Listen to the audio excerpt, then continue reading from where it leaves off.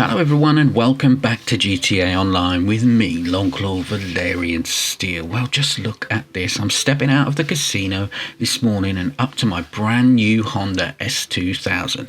And why is that important? Well, it's only the car from Fast and the Furious Tokyo Drift. The Dinka RT3000 has arrived with a bang, and just look at my build. I spent some time on this one. I probably tinkered with this car more so than any of the other new cars from the Tuner DLC, but I'm finally happy with it.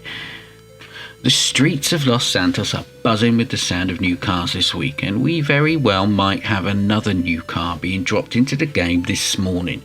Well, do you want to go for a spin? Well, you're gonna. Let's go.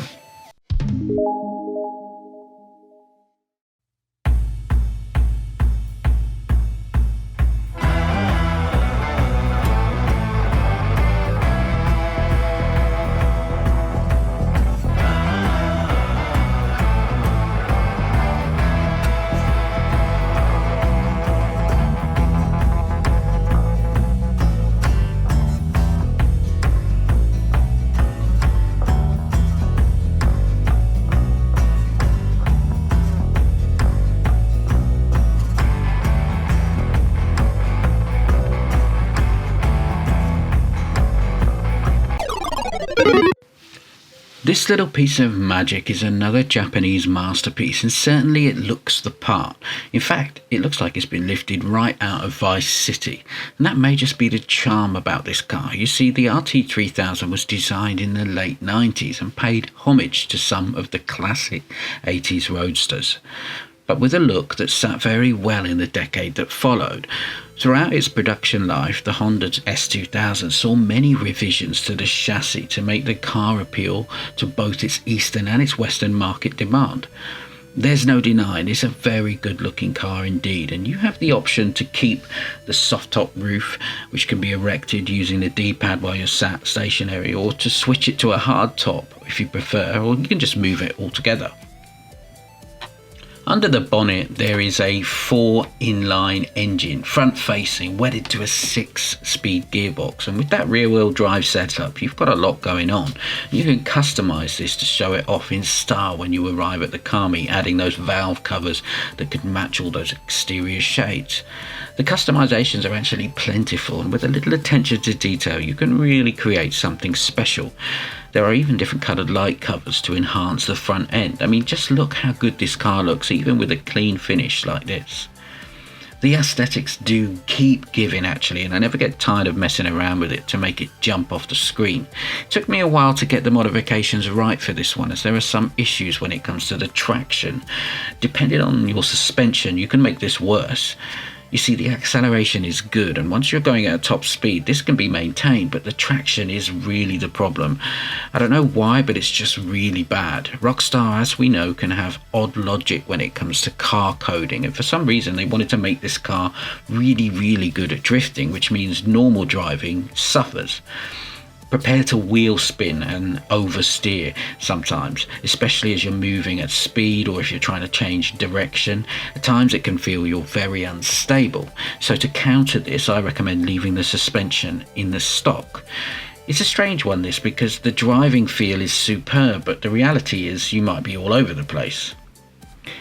When it comes to the liveries, these are actually awesome. There's a lot on offer, some of which is locked away behind the reputation ranks, but you can start to see some of this unlock as you get to around level 20. You can also rock out a full chrome finish right away, which is very tempting for sure, especially as you can put a livery underneath it, which is just about visible and gives you a very cool effect on the finish.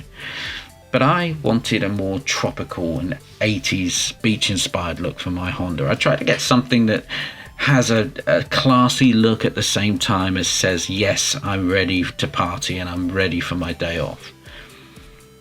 When I'm running my daily errands, emptying the safe in my nightclub or my arcade, or picking up some armour, or popping across town to the casino for a spin before heading down to the track to try on some new merch or mess around in a mod shop, I just really like the way I look in the RT3000. Neon definitely deserves a comeback, I think.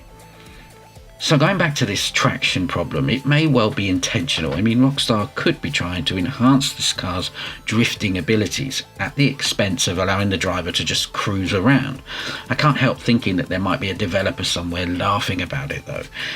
As I say, it can be largely controlled by refusing to lower the car at all, or of course staying away from the low grip tyres, which will just make the traction worse.